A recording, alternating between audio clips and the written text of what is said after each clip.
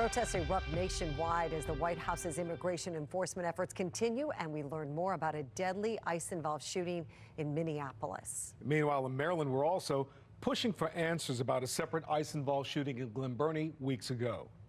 We have team coverage tonight. Rebecca Pryor is in our live center with the latest from Minneapolis. But first, Jessica Babb is digging deeper as Arundel County police just released information contradicting ICE officials. Jessica.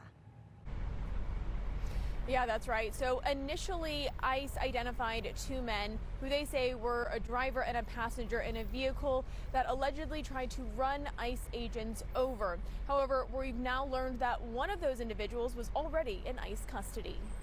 With pressure on immigration officials mounting across the country and here in Maryland. We condemn the violent attack of ICE against two of our community members here in Maryland. We're learning new information about the ICE-involved shooting that happened in Glen Burnie on Christmas Eve. That new information contradicting ICE's account of what happened. I come walking up the street and a van come flying down the street. On Christmas Eve, ICE officials say they were conducting a targeted immigration enforcement operation. They approached a white van. That van attempted to run agents over. Then ICE agents fired at that vehicle. ICE identifying the driver as Tiago Alexandre Sousa-Martins, in the country illegally from Portugal with an expired visa. They claim they fired their weapons in self-defense, shooting him.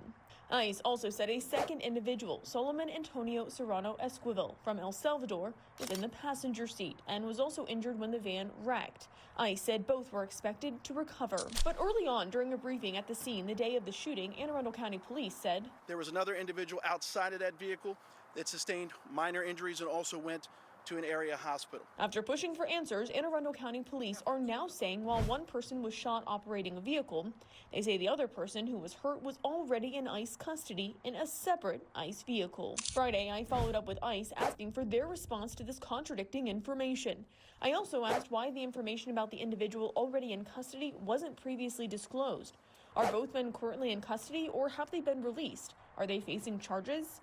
So far, we've gotten no response. Over the last 2 weeks, I've sent other emails to ICE asking questions about the shooting and if ICE agents followed protocols, but my emails have been ignored.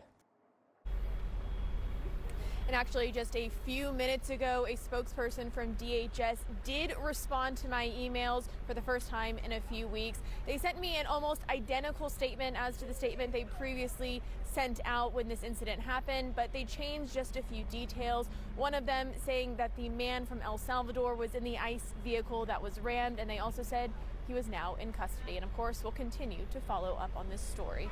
Live in Baltimore, Jessica Babb, Fox 45 News. I'm Kai Jackson. Thank you for watching. Here's another video to watch. Also, please take a moment to subscribe to our channel.